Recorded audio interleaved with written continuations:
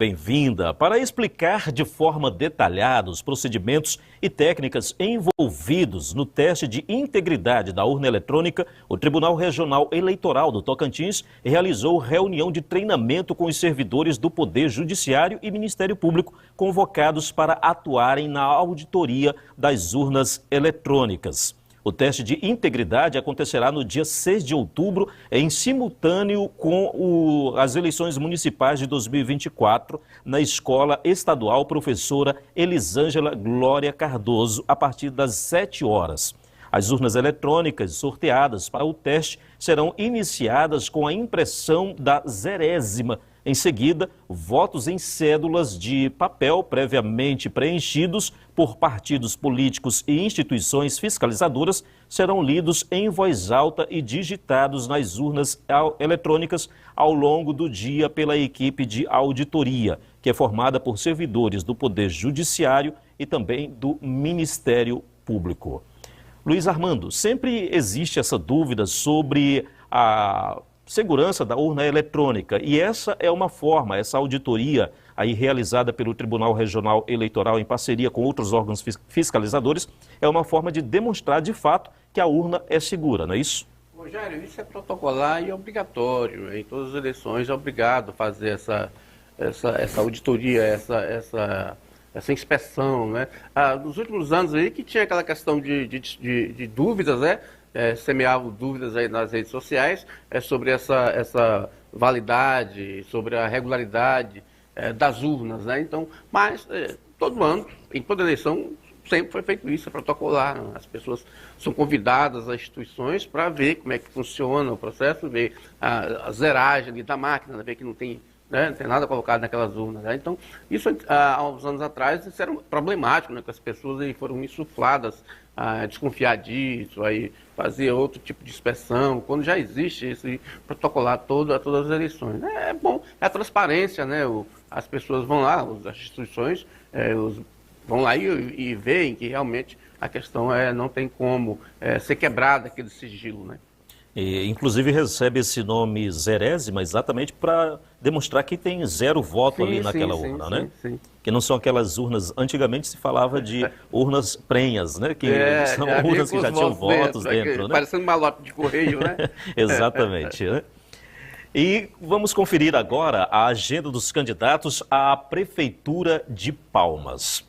E a gente começa, então, trazendo para você a agenda do candidato Eduardo Siqueira.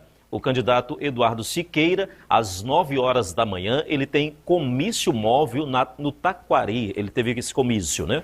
Ao 12h30, entrevista à Record News. E às 17h30, ele tem visita à Feira da Arce 112. Vamos então agora à agenda da candidata Lúcia Viana. Ela participa às 2 horas da tarde de gravação de propaganda eleitoral e às 18h30 tem panfletagem na Universidade Unitins e também Universidade Federal do Tocantins, a UFT. Júnior Gel, ele às 10 horas teve gravação de programa eleitoral, às 5 horas da tarde realiza caminhada no Aureni 3, às 7 horas da noite tem reunião com candidatos a vereadores, também às 19h30, mais uma reunião, e às 20 horas também tem reunião no comitê. Vamos então agora à próxima agenda da candidata Janade Valcari.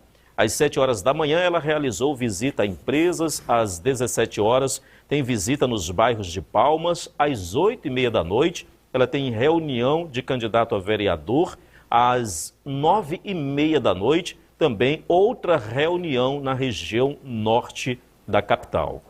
Vamos então agora, daí foram todas as agendas, né? Então vamos agora para o próximo assunto. A candidata Janade Valcari, do PL, alega estar sendo vítima de notícias falsas. Em áudios atribuídos a ela que circulam em grupos de mensagens, a candidata faz ameaças a outros candidatos e também a funcionários. Em nota, a assessoria jurídica da campanha disse que irá tomar providências cabíveis em relação a esses supostos áudios. Janade reivindica que as autoridades exijam que as pessoas que estão disseminando esses áudios provem que os áudios são verdadeiros e de sua autoria. Segundo o coordenador jurídico, Leandro Manzano, todas as providências serão tomadas para garantir que a verdade prevaleça e que os responsáveis sejam punidos. Ontem, inclusive, né, Luiz, nós falávamos sobre a questão do uso das tecnologias e agora, né, esses áudios surgiram aí e aí dão conta, pelo menos os áudios de ameaças também ali até constrangendo funcionários, né? E agora a candidata diz que isso aí, esses áudios foram produzidos pela inteligência artificial. Então, Luiz, é a tecnologia que agora entrou de fato aí na campanha eleitoral, né? Jairo, inclusive o TSE já regulamentou essa questão do uso da inteligência artificial, né? Então é um crime. Isso aí que está nas redes, se for comprovado que não é verdadeiro, é um crime e a pessoa pode ser punida de forma, e tem que ser punida de forma bem grave, né? Porque eles circulam um vídeo em que você tem a impressão que a deputada estaria praticando um assédio moral contra os trabalhadores, os servidores, tratando mal os trabalhadores, né? Então, do ponto de vista técnico, esse crime, como ele não haveria nenhum sentido para a candidata ir à justiça por algo que ela não tivesse certeza, e a gente tem que acreditar na boa-fé dela, ela deve estar indignada. Eu conversei com aliados aí da campanha dela e realmente eles estão indignados com isso e vão provocar a justiça. Deveria já ter provocado, né? Porque isso começou a circular ontem e quanto mais esse áudio ele circula aí e é reproduzido, eles terminam prejudicando a campanha da candidata, né? Que até agora eu não tenho conhecimento que ela tenha baixado o nível de campanha. Ela tem, assim, há muito comportamento dela que se tem conhecimento, mas eu ainda não vi nenhum comportamento apenas na tribuna, né, que ela é muito, assim, agitada, mas aquele tratamento que ela teria dado e que está aí nas redes sociais, com aparência de um crime, evidentemente, tem que ser punido. A justiça tem que poder tirar imediatamente das redes e punir quem fez aquela montagem, né? Aquela suposta montagem. E, viu, Jairo, isso atinge também quem faz circular, né? Quem circula um vídeo aí de um ato criminoso, ele também se torna criminoso. Então está lá, né, a regulamentação a regulamentação de inteligência artificial não prevê, não aceita, não enquadra esse tipo de coisa como uma ação normal de campanha eleitoral. Ou seja, a candidata está sendo prejudicada com isso e a justiça devia tomar uma decisão imediata para suspender isso das redes sociais e buscar quem fez essa montagem, né? Colocou uma voz diferente, um texto diferente, em cima de uma imagem da deputada. Há a imagem da deputada, há o áudio da deputada, então isso tem que ser investigado realmente, porque ela causa prejuízo à candidata e se for comprovado que aquilo não existiu, realmente é um crime que tem que ser punido com o rigor da lei. Porque, na verdade, a gravidade das duas formas, né, Luiz? Se comprovado que foi uma montagem, foi criado de fato pela inteligência artificial, é grave, e aí quem fez isso precisa ser punido, mas também é grave se comprovado que são verídicos, né? Então, a gravidade aí das duas formas, né? Se for verdade e se não for, também é tão grave quanto, né? O negócio é que existe ali uma relação de empregador e empregada, né? Porque se você pensar politicamente aqui no Estado, já aconteceu coisa pior, né? Por exemplo, o ex-governador Siqueira Campos, que é pai do candidato Eduardo Siqueira, já teve reuniões que eu estive lá em que ele jogou um celular na cabeça de um secretário, né? Então, assim, ele era muito... o Siqueira Campos é um político muito duro, ele fez muita coisa pelo Estado, mas quando a coisa não saía do jeito que ele queria, realmente ele era muito duro, né? E ele não escolhia um momento de fazer suas grosserias, né? Mas naquela época a legislação era diferente, né? Não tinha esse comportamento agora, esse entendimento agora, como essa questão do assédio moral, que eles falam hoje é assédio moral. Se chamar a atenção do empregado, por exemplo, na frente de várias pessoas, é um assédio moral. A pessoa vai à justiça e ganha realmente. Então, se aquilo for verdadeiro, a deputada teria praticado um assédio moral com a sua empregada. É muito nítido a relação, o tratamento que ela concede à suposta empregada dela é muito rigoroso, né? Muito assim, exagerado, né? E grosseiro, né? Então é um assédio moral. Agora, ela diz que aquilo foi fabricado, então a gente tem que acreditar na boa-fé, né, dela, e ela não emitiu uma questão dessa que é facilmente comprovável, né? A justiça e a polícia têm instrumentos, expedientes para descobrir se essa questão é realmente uma montagem, e quem fez a montagem, e quem publicou, e quem compartilhou. Porque aí, fazendo só ratificando aquilo que você disse, né? Então, quem comete o crime não é só quem faz, não, mas também quem compartilha. E a gente pode fazer uma analogia, né? A pessoa rouba e também a pessoa o receptador é tão criminoso quanto. Criminoso quanto, exatamente. Então a pessoa tem que ficar muito... Jairo, se você vê hoje nas ruas aí de Palmas, as ruas de Palmas estão diferentes. Ou seja, antigamente a essa altura, antes, nas eleições anteriores, a essa altura, as ruas estavam cheias de bandeirolas, né? Aquelas moças, aqueles rapazes de cada esquina com as bandeirolas, né? Que era permitido pela legislação. Hoje tudo passou para a rede social, é aí que está o problema. Ou seja, o problema não, aí que está a situação. Ou seja, você faz pela rede social, você divulga, você amplifica a sua mensagem, e aí às vezes muitos acham que estão invisíveis, né?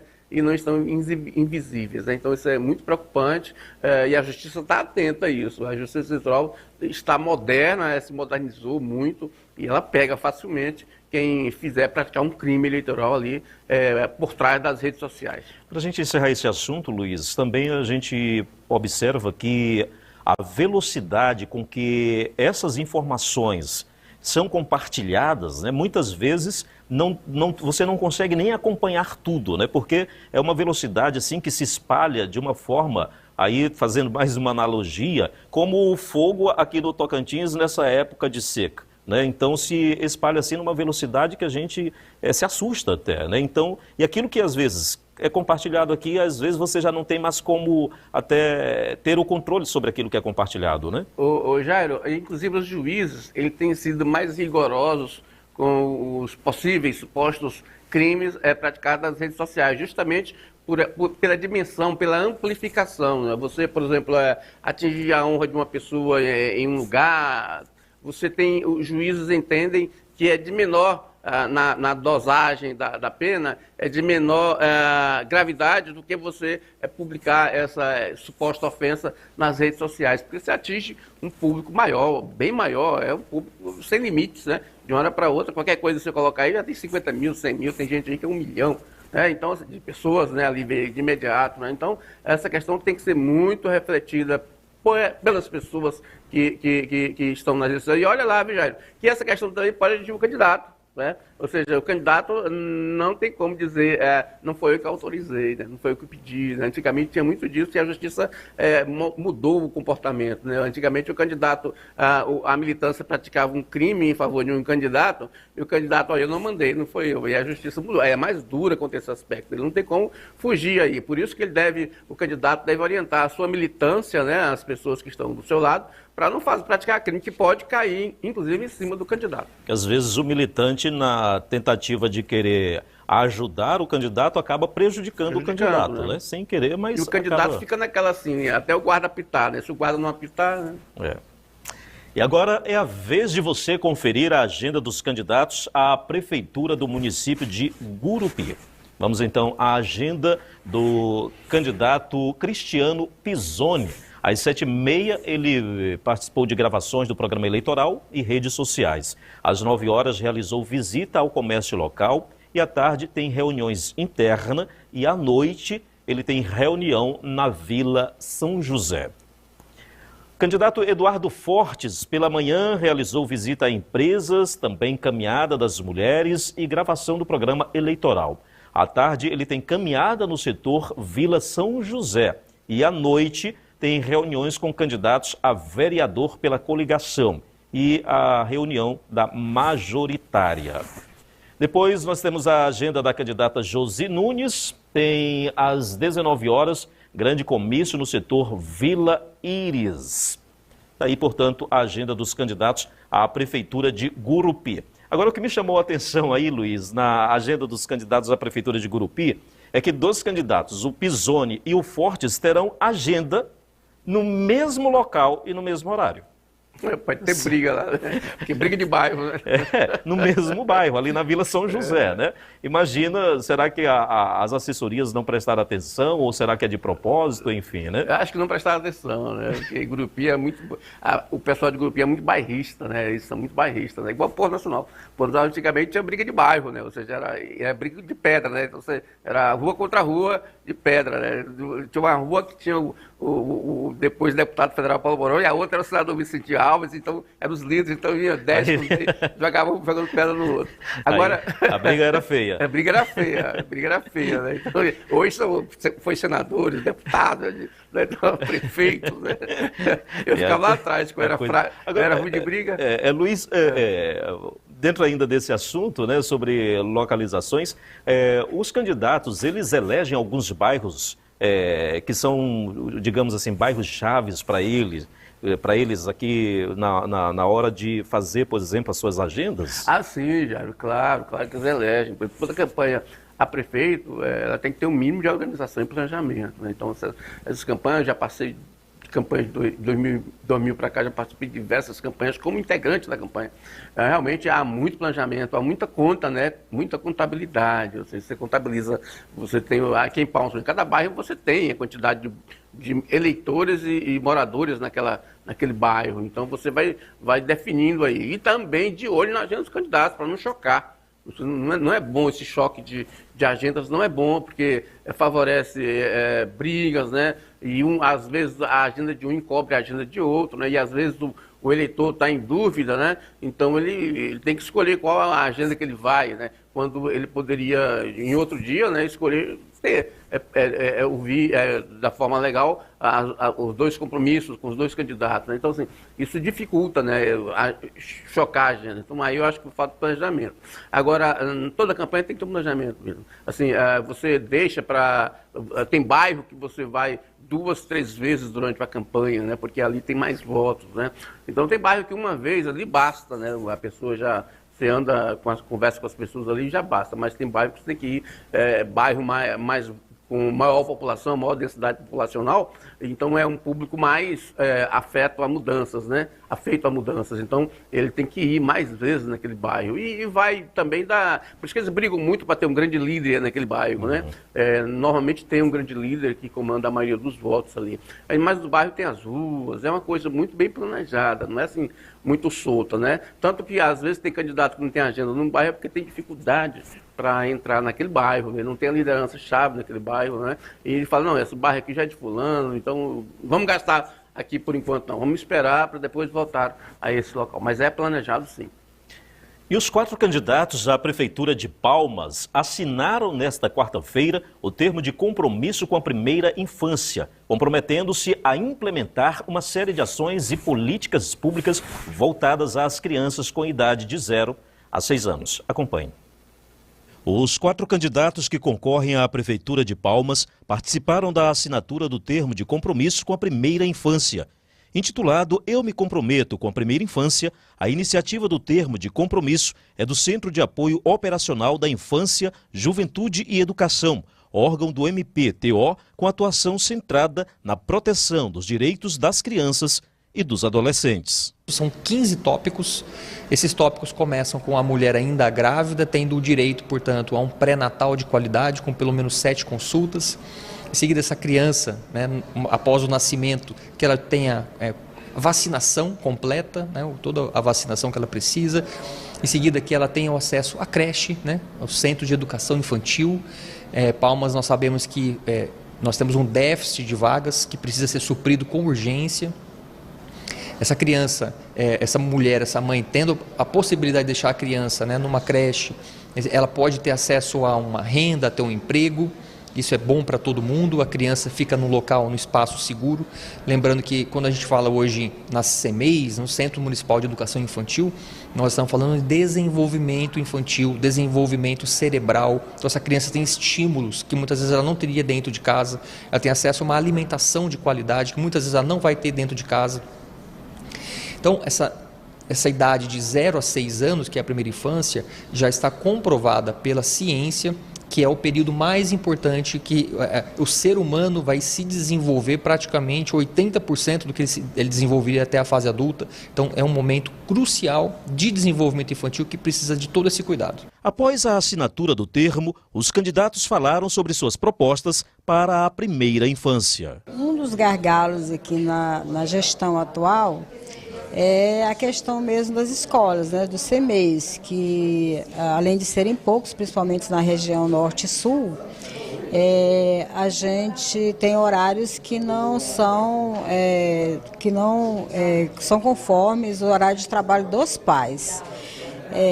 Atender a essa primeira infância de 0 a 6 anos é muito importante, porque é a época em que a criança está em formação e depende desse período a vida adulta da criança. Então a gente tem que dar todo o apoio, todo o incentivo para a educação dessas crianças, que é complementar, porque a educação prioritária é dada pelos pais.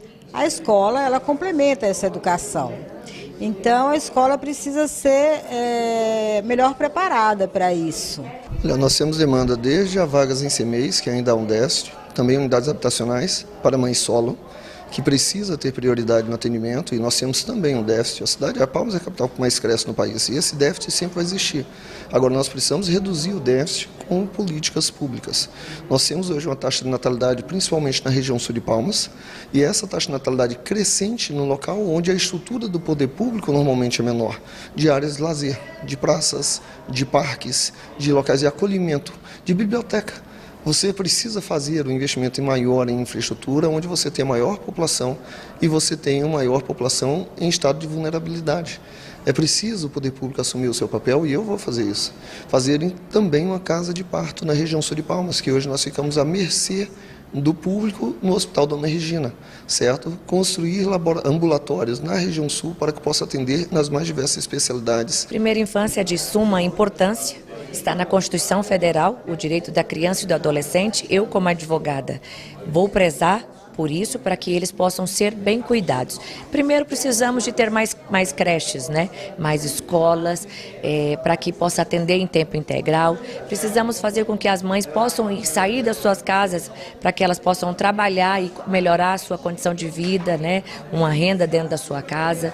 Colocarmos aí uma UPA infantil, construção do nosso hospital municipal, cuidar do pré-natal dessas mulheres, para que as crianças possam vir cada dia que passa mais sadias. Então, são coisas que nós podemos usar para cuidar da primeira infância. Então, temos aí um programa Mãe Coruja, onde nós vamos dar essa oportunidade para que as mães possam ter uma casa para morar, porque eu passei por todas essas dificuldades e eu conheço a realidade de perto. Bom, Palmas deve hoje pelo menos 11 CMEIs. A grande questão de você dizer CMEI é que quando a mãe, a mulher da periferia, quando o cidadão vem falar, ele fala de creche, porque ele entende que é creche. O conceito do CMEI, obviamente, nada mais será construído fora deste conceito. A grande questão é que a população precisa compreender, né, precisa entender qual é o compromisso que está sendo assumido. E nós precisamos realmente de construção de pelo menos 11 CMEIs, as nossas creches, com berçário e horário estendido. Porque somente o CMEI, sem o berçário e sem o horário estendido, o que ocorre? A mãe vai sair às 18, a criança é obrigada a sair às 17. Aí, Luiz, um compromisso que não compromete se não houver vontade política, né? Pois é, Jair, eu fico observando essas propostas, esses encontros, esse negócio da primeira infância. Para você ter uma ideia, no ano passado, no estado do Tocantins, 68 municípios tinham aderido a esse primeira infância, né, comprometendo-se aí a liberar 27 milhões de reais. Apenas 41 municípios colocaram os recursos na lei orçamentária desses municípios. Ou seja, uma diferença muito grande entre o programado, né, entre o compromisso e o executado. Esse ano, para você ter uma ideia, 98 municípios já aderiram a esse Primeira Infância, né? Mas apenas 58 colocaram na execução orçamentária recursos para o programa. Então, de uma previsão de 60 milhões para o ano, eles executaram esse ano apenas 37 milhões, ou seja, realça que parece mais dependente da vontade política do que desses compromissos, o resultado desse Primeira Infância. Agora, um detalhe, Palmas não aderiu a esse programa Primeira Infância. Então, termina sendo contraditório essa situação. E outra coisa, viu, Jairo? Eu acho que se o candidato tivesse, a deputada Janaide falou que é constitucional. É sim, na Constituição do Brasil, garante o direito à infância, né? Agora, depende dos vereadores e da Câmara constitucionalizar isso, porque os prefeitos não se comprometem, tipo assim, eu prometo fazer uma emenda na lei orgânica municipal, autorizando aí um percentual da receita corrente líquida para aplicar na infância, na primeira infância, mas eles não fazem isso, eles deviam fazer, assim como tem os 25% da educação, tem os 2% das emendas parlamentares, não é verdade? Como tem os 12% da saúde. Então, o prefeito, o candidato, deveria comprometer-se a isso, ou seja, fazer com que os vereadores na próxima Câmara Municipal concordem em fazer uma emenda à Lei Orgânica Municipal, que é a Constituição Municipal, obrigando o poder público, o Executivo Municipal, a destinar um índice X da receita corrente líquida todos os anos para a primeira infância. Mas como eles só prometem aí que vão fazer obras e coisa e tal, esse atendimento à primeira infância fica dependente da vontade política do prefeito e não uma obrigação constitucional como deveria ser. E falando em promessa, Luiz, e agora saindo um pouco aqui de Palmas, né, o candidato a prefeito, a reeleição lá em Porto Nacional, tem prometido aí o Hospital Universitário, Faculdade de Medicina, né, em Luzimangues, né? E aí a pergunta que fica e o Hospital Universitário de Palmas? Pois é, né, Jairo? Esse Hospital de Palmas, ele já está, o governador, a prefeitura já tem 100 milhões em caixa para obra física, né? Já está fazendo um convênio com a Universidade Federal do Tocantins para o atendimento, onde vai ficar um hospital universitário. Agora, o prefeito de Porto Nacional vão fazer um hospital universitário em Luzimangues, é contraditório, porque em Porto Nacional, o próprio hospital regional de Porto Nacional está caindo aos pedaços, né? Há anos, o hospital regional, o melhor hospital de Porto é uma ambulância para Palmas. Isso eu convivo com isso diariamente lá, semanalmente lá em Porto Nacional. Então, assim, é aquela coisa de proposta populista, isso é populismo, né? Você fazer, até porque para você